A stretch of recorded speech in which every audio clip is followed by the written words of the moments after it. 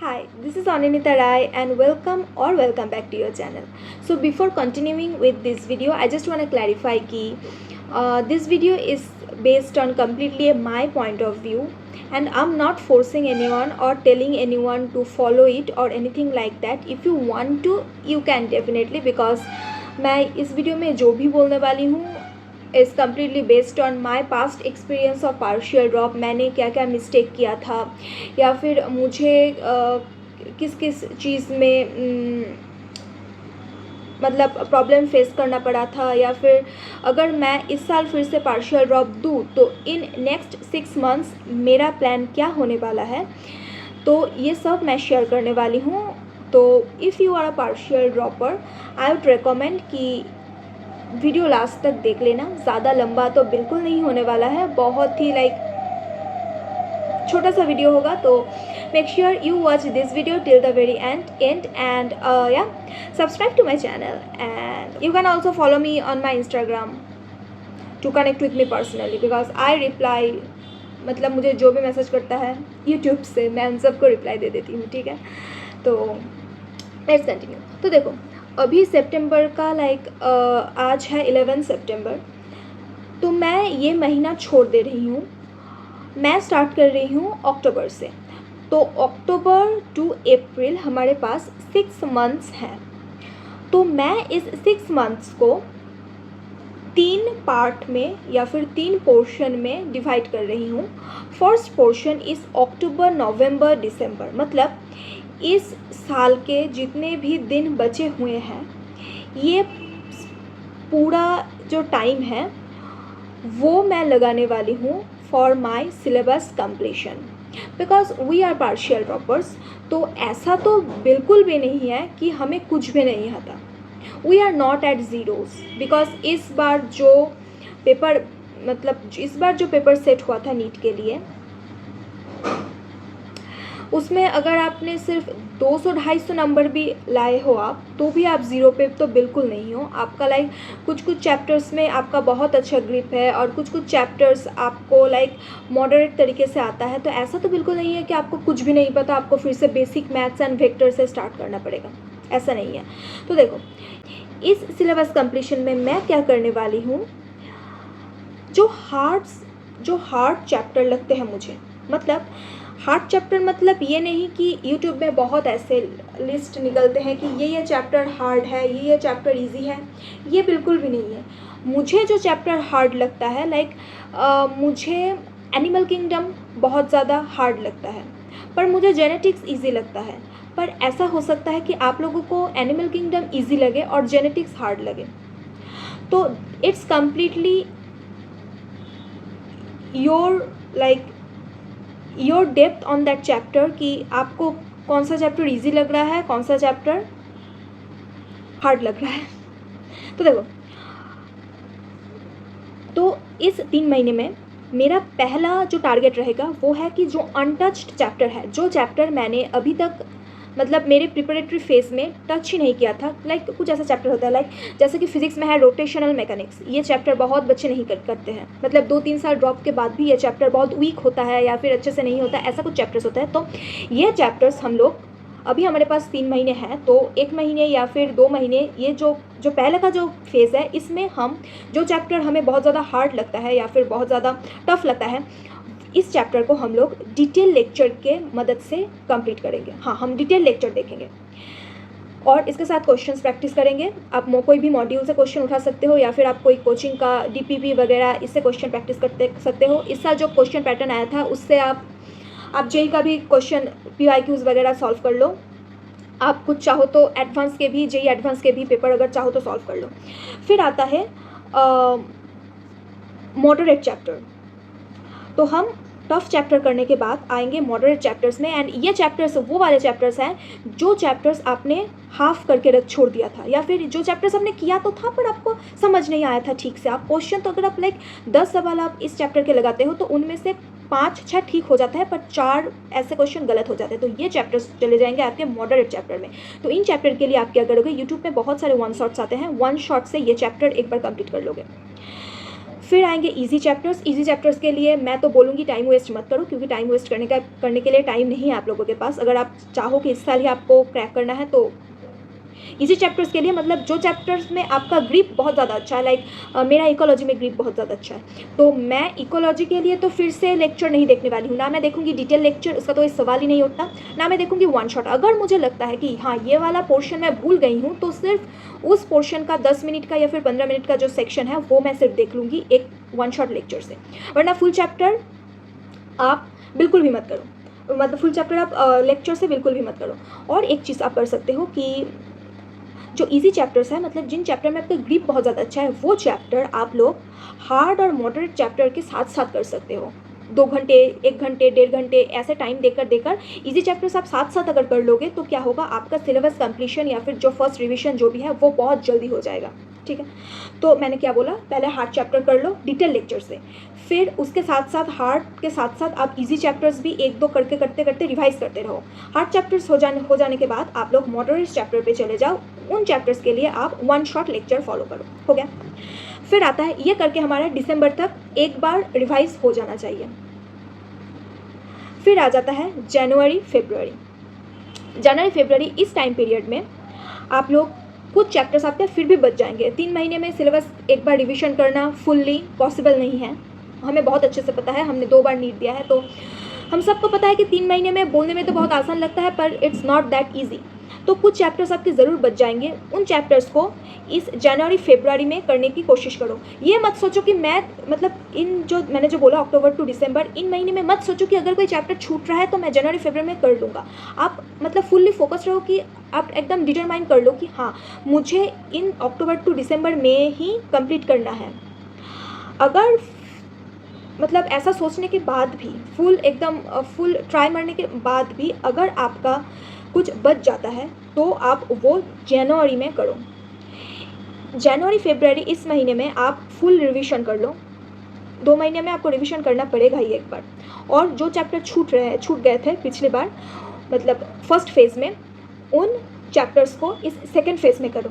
तो आप इस 2 महीने क्या करोगे, जनवरी फरवरी जो रिमेनिंग चैप्टर्स हैं वो आप कंप्लीट करोगे और फुल रिवीजन दोगे। एक दिन में 2, 3, 4 ऐसे करके आप चैप्टर रिवाइज दोगे। ठीक है, और ये हो गया हमारा 2 फेज़। इन 2 फेज़ में दिया आपने तो टेस्ट के बारे में कुछ बोला ही नहीं। देखो टेस्ट, वीकली एक टेस्ट दो, ज़्यादा भाग दौड़ मत करो, वीकली एक टेस्ट दो फरवरी तक। अगर आप फरवरी तक वीकली एक टेस्ट भी दो तो आपका 20 टेस्ट हो जाता है। 20 टेस्ट आप दे चुके होंगे पार्ट सिलेबस का, which is a good number of test. ठीक है, और हाँ टेस्ट का एनालिसिस ज़रूर करना। अगर आपने टेस्ट का एनालिसिस नहीं किया बहुत पछताओगे यार। आपको अगर आपने आपको नीट में जो सवाल आएगा उसमें से ऐसे बहुत सारे सवाल होंगे आपने टेस्ट में देखे हुए होंगे, और अगर आपने वो सवाल सपोज़ कि आपका टेस्ट में गलत हुआ था, मतलब आपने जो टेस्ट दिया था प्रिपरेटरी फेज़ में उसमें गलत हुआ था और आपने एनालिसिस नहीं किया था, तो आपको सही आंसर पता नहीं चलेगा और वो सवाल फिर से मेन पेपर में जाकर गलत होगा। ये मेरे साथ खुद हुआ है। तो मैं बोलूँगी एनालिसिस ज़रूर करना, हाथ जोड़ के बोलती हूँ एनालिसिस ज़रूर करना। अगर एनालिसिस नहीं करोगे तो आपका क्या बोलूँ, टेस्ट देना ही बेकार हो जाएगा। ठीक है, एनालिसिस ज़रूर करना।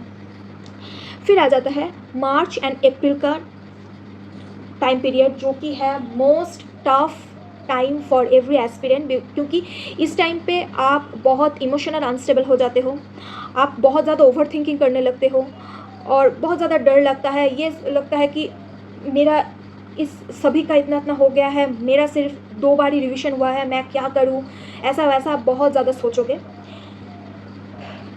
Just take a deep breath and देखो, इस 2 महीने में आप टेस्ट दोगे। यस, आप टेस्ट दोगे, आप टेस्ट के थ्रू रिवीजन करोगे। आप टेस्ट 2 दिन, 3 दिन, 4 दिन बाद एक टेस्ट दोगे। मतलब ट्राई करना कि मार्च महीने में मंथली मतलब वीकली 2 टेस्ट देने के लिए, और टेस्ट मतलब अच्छे से टेस्ट दोगे, उसका एनालिसिस करोगे।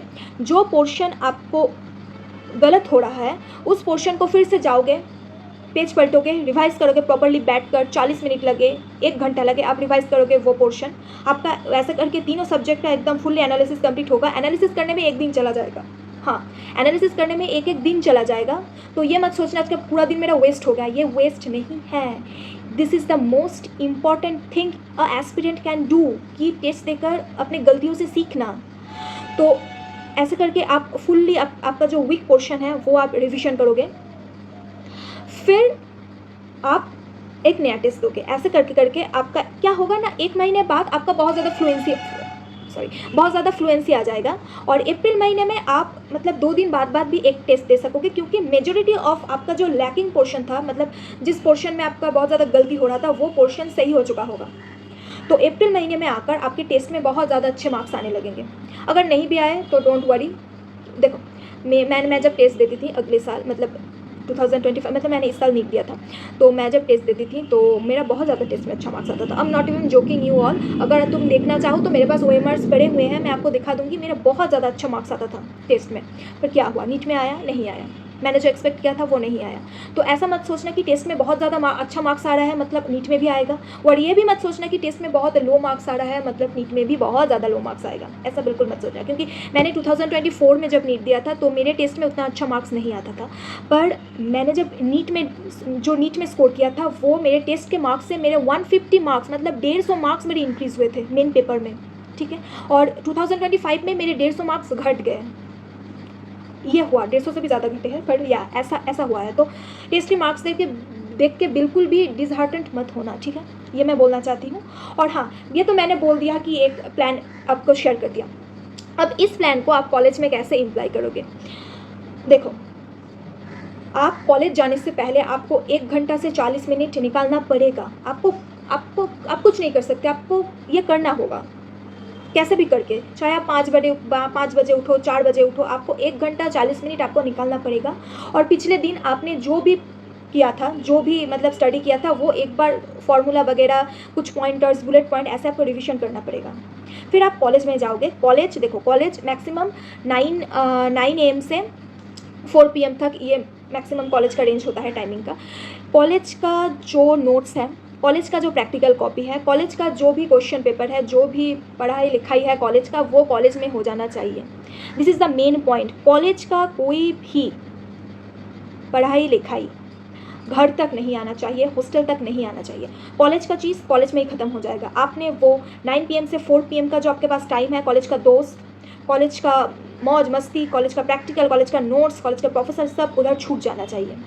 आप जब 4 बजे के बाद, 5 बजे के बाद घर आओगे, 6 बजे आप जब पढ़ने बैठोगे, आप जो वो 8 घंटे से 10 घंटा आपको पढ़ना पड़ेगा, फिर से 8 घंटे से 10 घंटा आपको पढ़ना पड़ेगा। Partial drop is never easy. Partial drop कभी भी ईजी नहीं है, क्योंकि जो फुल ड्रॉपर्स हैं वो लोग पूरे दिन घर में रहेंगे, वो लोग 14-14, 12-12 घंटे पढ़ेंगे, पर आप सिर्फ 8 घंटे, 10 घंटे ही पढ़ सकोगे। उसमें बहुत ज़्यादा टफ तो है, पर आपको मैनेज करना पड़ेगा। और ये भी एक चीज़ है, क्योंकि आप मोस्ट ऑफ द ड्रॉपर से बहुत ज़्यादा आगे हो, क्योंकि आपको मार्क्स तो आया था ना 350, 400 ऐसे मार्क्स तो आए थे ना आपके नीट में, तो बहुत ज़्यादा आगे हो आप उन सारे ड्रॉपर से जिनका 100-150 मार्क्स आया है। तो ये चीज़ ध्यान में रख के इस फैसिलिटी को यूज़ करो आप, ठीक है। तो आफ्टर कॉलेज आपको 8 से 10 घंटा पढ़ना पड़ेगा। फिर आप सोना 6 घंटे। देखो 6 घंटे कैसे हो रहा है, देखो 2 PM से अगर आप 6 PM से पढ़ने बैठो, 6, 7, 8, 9, 10, 11, 12, 1, 2, अगर आप 2 बजे तक पढ़ो तो आपके 8 घंटा हो गया स्टडी इधर। फिर आप 2 बजे से अगर सो जाओ, 2, 3, 4, 5, 6, 7, 8, अगर आप 8 बजे भी नींद से उठो, 8 बजे आपको नींद से उठना पड़ेगा। 8 बजे आप अगर नींद से उठो तो आपका 6 घंटे का स्लीप हो रहा है। फिर 9-10 बजे अगर आपका कॉलेज है तो उस टाइम में आधा घंटा या फिर 45 मिनट्स निकाल के आपको रिवीजन करना पड़ेगा पिछले दिन का फॉर्मूलाज वगैरह। कुछ बच्चों का रिवीजन 15 मिनट में भी हो जाता है, 20 मिनट में भी हो जाता है, तो आप देखो आपका कितना टाइम लगता है। वैसे करके देखो, स्लीप सेक्रीफाइस करना पड़ेगा, फ़ोन सेक्रीफाइस करना पड़ेगा, कॉलेज का फ्रेशर्स, मौज मस्ती, ये सब सेक्रीफाइस करना पड़ेगा अगर आपको मेडिकल कॉलेज चाहिए तो। ये है मेन मुद्दा, क्योंकि बहुत ज़्यादा कंपटीशन है, इतना कंपटीशन होगा मैंने तो कभी नहीं सोचा था यार। पर जो भी है, ये था एक चीज़।